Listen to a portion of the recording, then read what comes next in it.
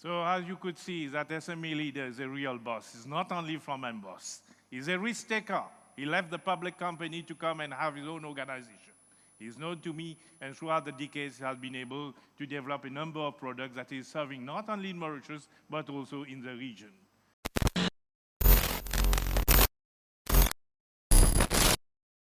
We are talking about SMEs in a particular context. I also salute all people who are watching me from abroad. I understand there are many attendees from Canada, from Africa, so a big hi to all of them. We are talking in the context of Mauritius, of that ecosystem of Mauritius. And as you could see from the embossed leader, he already speaking a number of languages, English, French. We speak a number of languages here, English, French, and a number of other Oriental languages that we inherited from Asia, from other countries. But this is a place where stakeholders, including SMEs, have been contributing to put Mauritius in the #1 position. #1 position when it comes to ease of doing business in Africa.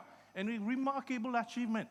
We are number 13 out of nearly 200 countries when it comes to a reference index, which is World Bank Ease of Doing Business 2020. There has been the contribution of one and all. But we are talking about SMEs. How can we say it? Who is an SME? How will we define that particular SMEs? I myself am going to be très terre à terre and to tell you what we are talking about SMEs, about an independent, distinct business, specific business, serving in a particular sector or subsector, led by a risk taker, someone who very often has left his comfort zone to come and engage in a particular SME, and wearing many caps. He's in the planning, he's in the production, he's in the marketing, he's in the cash flow management. He's wearing many caps and he's driving its SMEs. In the context of Mauritius, SMEs are in our 3 types. As per the SME Act, as per the legislation, we have the micro SMEs with less than 5 employees and doing a turnover of not more than 2 million.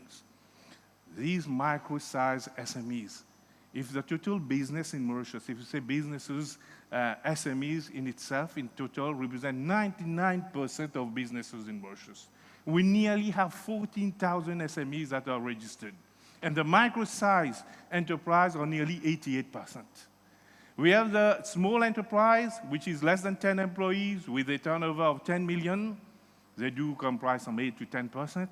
And we have the medium-sized enterprise with a turnover between 10 to 50 million and a number of employees not more than 50.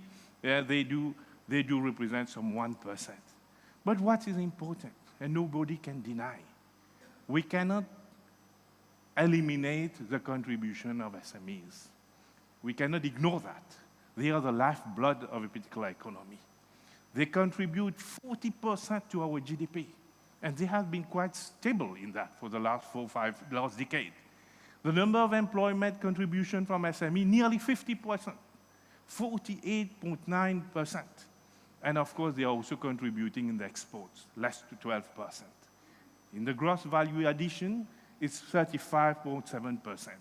And that's why Mauritius, we have a Ministry of Industrial Development, the Ministry of SMEs. And the mission, the mandate of the government is expressed in that mission, which is very clear. Foster the emergence of innovative, sustainable, and globally competitive SMEs for job creation, for value addition, and for economic democratization.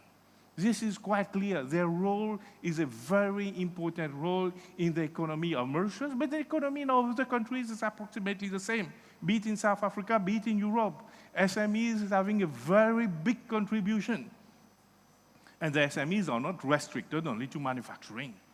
The breakdown in Mauritius, as we could see, there are SMEs that are engaged in wholesale and retail trade, transportation and storage, construction, that has been the focus of the last budget in Mauritius, and even in accommodation and food service.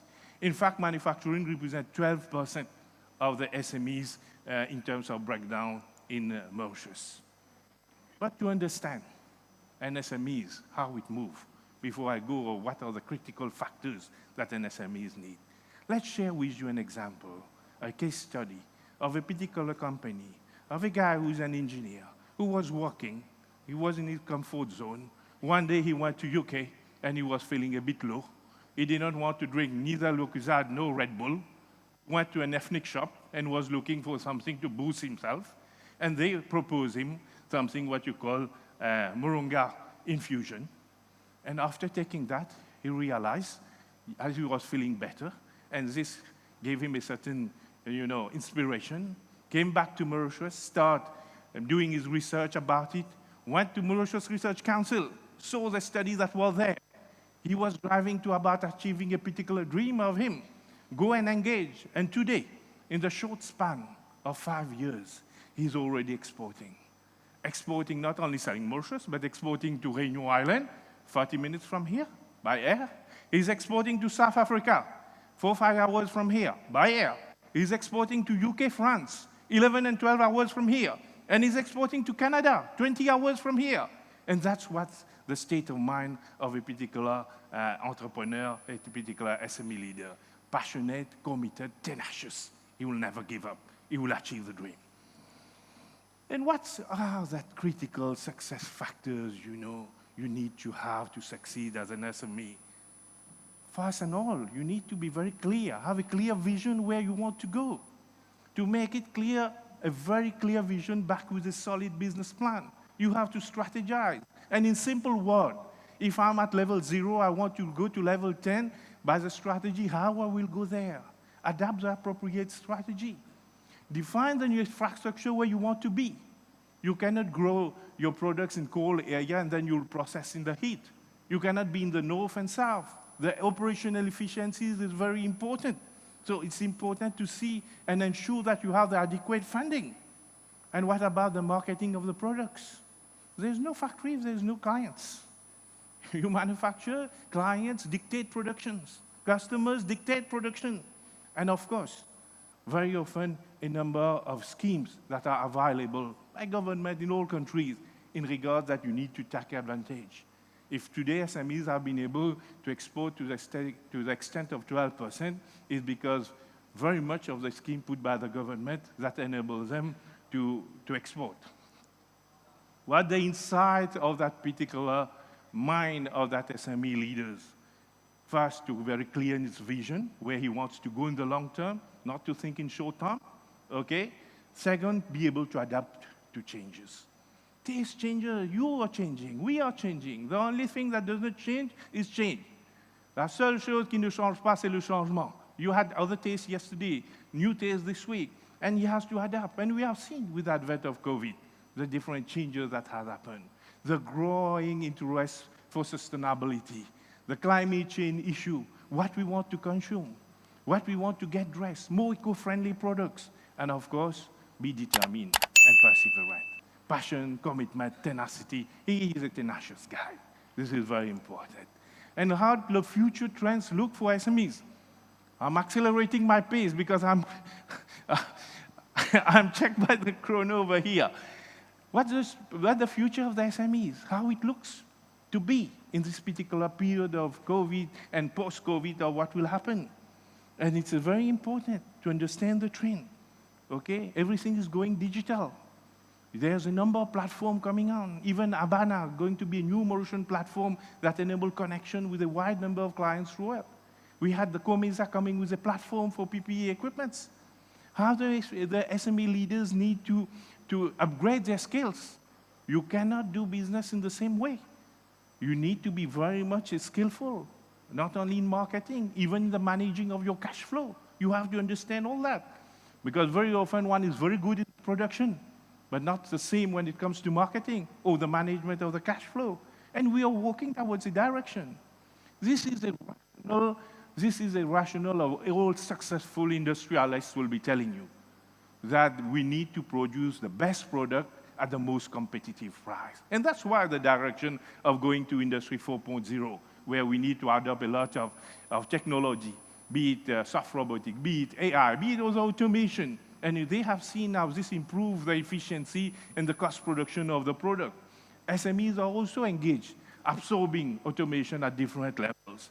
And of course, different financial models which need to be adapted as per what the SMEs is looking for.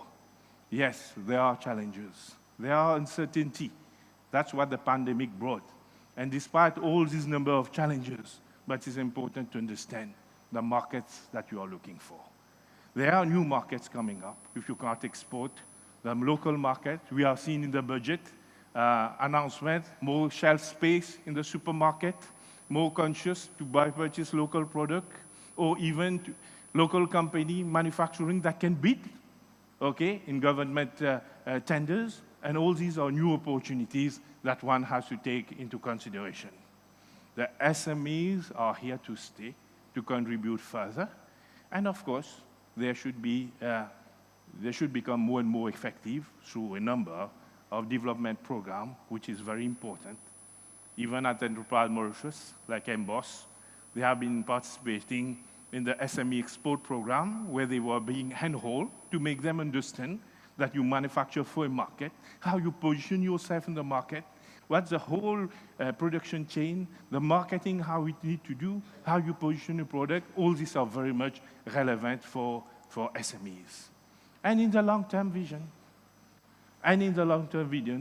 if the objective is to go towards Industry 4.0, be it technology absorption, be through skills upgrading, and etc., improve the competitiveness of the SME, don't forget, we operate, I think United Nations is already 75 years old.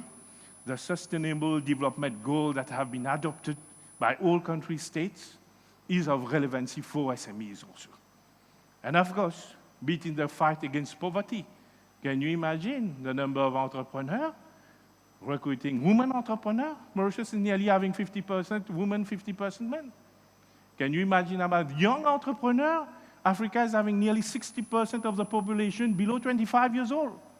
So SMEs also have a number of contributions in the SDGs, be it in the industry, innovation, and infrastructure, be it in the responsible consumption and production.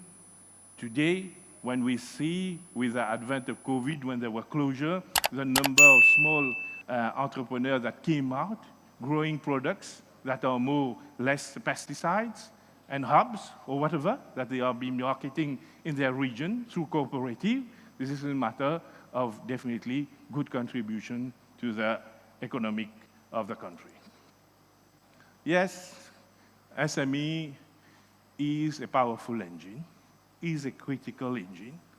It do drive the growth, and of course, it do drive, is an important contributor in the economy, but at the end of the day, they are well positioned in the supply chain. They are also customers.